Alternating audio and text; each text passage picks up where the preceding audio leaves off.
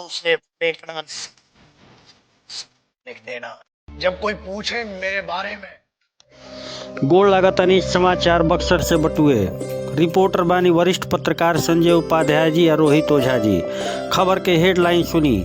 बक्सर शहर में निकालल गई भव्य 250 मीटर लंबा तिरंगा यात्रा में हजारों के संख्या में छात्र छात्रा अधिकारी समाजसेवी भइले शामिल।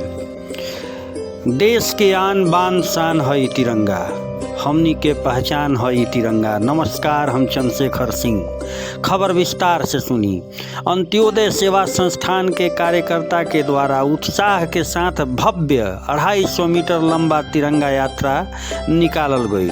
नगर के कारगिल शहीद स्मारक से पूरा शहर में भ्रमण करत किला मैदान में जाके यात्रा के समापन कइल गई। यह तिरंगा यात्रा में हजार के संख्या में नगरवासी भाग लेके यात्रा में 4 चांद लगावे के काम कइलन। तिरंगा यात्रा के दौरान कार्यकर्ता, समाजसेवी, छात्र छात्रा भारत माता की जय, वंदे मातरम जैसा नारा से माहौल गुंजयमान कर देले। चारों तरफ भक्ति के लहर दौड़ी गई। राष्ट्रीय भावना से ओतप्रोत युवा तिरंगा के हाथ में लेके राष्ट्रभक्ति नारा लगावत जात रहन, जवन आकर्षण के केंद्र बनल रहल। यह अवसर पर अंत्योदय सेवा संस्थान के संयोजक गिट्टू तिवारी यह तिरंगा यात्रा में शामिल हजारों नगरवासी के धन्यवाद देत कहलन कि यह तिरंगा यात्रा के उद्देश्य देश के आज़ादी खातिर अपन सब कुछ न्यौछावर करे वाला वीर सपूत के श्रद्धांजलि अर्पित करत उनकर सम्मान देवे के बटुए। बक्सर शहर के तिरंगा नगर के नाम से लोग पहचाने, यह हमारे उद्देश्य से बटुए। ओइजे तिरंगा यात्रा के सम्मान में डॉक्टर दिलशाद अहमद और डॉक्टर मनोज कुमार बतैले कि समता मूलक समाज बनावे खातिर सब वर्ग के लोग एकजुट बाड़े। बाहरी दुश्मन से लड़े खातिर हमनी के हमेशा तैयार बानी जा। साथ ही बतैलन कि तिरंगा हमारा देश के आन बान और शान ह। जब तक हमनी के जिंदा रहब जाए तिरंगा के आन बान और शान के कायम रखे खातिर एकरा सेवा में तत्पर रहब जा। रौरा देख सकीला कि कौना तरीका से स्कूली छात्र छात्रा लाइन से खड़ा होके तिरंगा यात्रा के शोभा बढ़ा रहल बाड़े। ये तिरंगा यात्रा के देखला के बाद ऐसा लागता जैसे पूरा देश, बक्सर जिला ही ना पूरा देश तिरंगा में हो गइल बा। पूरा देश यह देश के गणतंत्रता दिवस के एक दिन पहले पूर्व संध्या में 250 मीटर लंबा तिरंगा यात्रा में शामिल भइलन। पुलिस प्रशासन के भी सहयोग मिलल। एगो लाइन पूरा तरह से खाली करा दिहल गई। सिर्फ और सिर्फ खाली दिखत रहे तो देशभक्ति या भक्ति के जुनून दिखत रहे।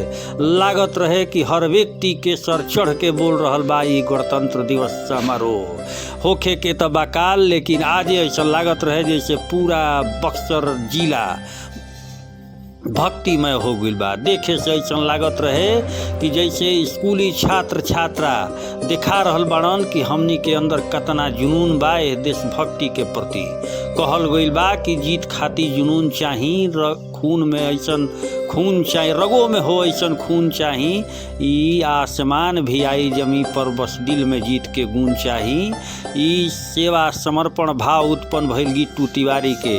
आ गिट्टू तिवारी यह कार्यक्रम के शुरुआत कईनी। कार्यक्रम जबरदस्त भइल। देखी खबर अंत तक। अच्छी बात है। देश की एकता और अखंडता के लिए ये हमारा मैसेज बहुत जरूरी है। देश की अटूट प्रेम, भाईचारा, सबको साथ लेकर चलने का और संकल्प लेकर चलने का, आगे बढ़ने के लिए ये सब हम लोगों की धरोहर मिट्टी के कार्यक्रम को करना बहुत जरूरी है। देश पर किसी तरह की बुरी नज़र मत लगे। हम लोग एकजुट होकर इस तरह की यात्रा निकालकर हम मजबूती के साथ में देश को आगे बढ़ने के पटल पर रखेंगे। Doctor Manoj Pandey, AICC member, all India Congress committee, Buxar. आज बक्सर जिले में अंत्योदय सेवा संस्थान के द्वारा 250 मीटर का तिरंगा यात्रा निकाला जा रहा है, क्या कहना चाहेंगे बक्सर? देखिए, तिरंगा यात्रा एक भारत का शान है और समता मूलक समाज स्थापित करता है। समाज में भाईचारा और एकता स्थापित करता है और देश को अखंडता को बनाए रखने के लिए तिरंगा यात्रा का भ्रमण जरूरी है पूरे देश में। लेकिन हम लोग चाहते हैं कि हिंदुस्तान के लोग किसी भी बाहरी लोगों को किसी भी सूरत पर हम लोग हिंदुस्तान के गरिमा और मर्यादा को झुकने नहीं देंगे। उसको लेकर आज हम लोग को बक्सर में बड़ी खुशी है और उस स्थिति में हम लोग चाहेंगे कि इस तरह का कार्यक्रम पूरे देश में होना चाहिए। इससे क्या होगा, जागरूकता अभियान फैलेगा और देश के हर बच्चों से लेकर और हर लोगों में एक अवेयरनेस कैंपेन होगा। उसके तहत एक आपका व्यवस्था बढ़ेगा और तिरंगा यात्रा जो है यह सफल होगा। आयोजनकर्ता के बारे में बहुत बढ़िया, गिट्टू तिवारी जी ने बहुत अच्छा काम किया है और ऐसा होना चाहिए। डॉक्टर मनोज कुमार यादव, एक्स जिला पार्षद बक्सर। बात नहीं है, बक्सर एक ऐतिहासिक स्थल है और पिछले वर्ष के तर्ज पर इस वर्ष भी हम लोगों ने गणतंत्र दिवस की पूर्व संध्या और शहीदों की याद में इस बार 250 मीटर लंबा तिरंगा यात्रा है। बक्सर विश्वामित्र की तपोभूमि राम की शिक्षा स्थल है और कहीं ना कहीं ये कार्यक्रम कराने का उद्देश्य है कि बक्सर को लोग तिरंगा यात्रा के नाम से जाने, बिहारी नहीं पूरे भारत और पूरे विश्व स्तर पर, जो कि लोग तिरंगा नगर के नाम से लोग जाने।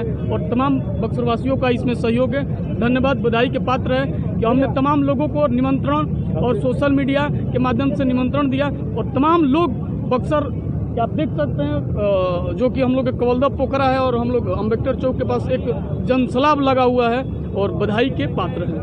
26 जनवरी के एक दिन पहले आप लोग तिरंगा बिल्कुल, और ये कार्यक्रम अगर सारे बड़े भाइयों का सहयोग रहा तो ये कार्यक्रम निरंतर हम लोग का चलता रहेगा। सभी अधिकारी और सभी वर्ग के लोग बिल्कुल, तमाम दल, तमाम पार्टी के लोग इसमें उपस्थित हैं। इसमें कोई भेदभाव, तिरंगा से कोई, हम लोग राष्ट्रीय में काम करते हैं। धन्यवाद। विश्वामित्र की तपोभूमि पर आज प्रदेश सेवा संस्थान के द्वारा 250 क्या कहना चाहेंगे? सबसे तो पहले यह पुनीत कार्यक्रम के लिए, पुनीत कार्यक्रम के पहले शुभकामना देने से पहले मैं भारती को नमन करता हूँ। और यह पुनीत कार्यक्रम जो हुआ है, जो कि वे बक्सर के लिए ऐतिहासिक है और यह राष्ट्रीय भावना को एक ताकत देने के लिए जिन्होंने यह संयोजन किया है, उनको बहुत बहुत आभार। और बक्सर की तरुणाई की ओर से मैं बहुत बहुत धन्यवाद देना चाहता हूँ कि उन्होंने एक ऐसा कार्यक्रम करके एक ऐसा छांव दिया है जिसके समकक्ष सभी आ सकते हैं, उसके नीचे सभी आ सकते हैं, कोई विभेदता नहीं रह जाती है। तिरंगा ही ऐसे हमारा स्वाभिमान है और इसमें सारे लोग इसके अंदर निहित हो जाते हैं। आपका परिचय क्या करें? जी, मैं पवन कुमार उपाध्याय, एक छात्र, महात्मा गांधी अंतर्राष्ट्रीय हिंदी विश्वविद्यालय।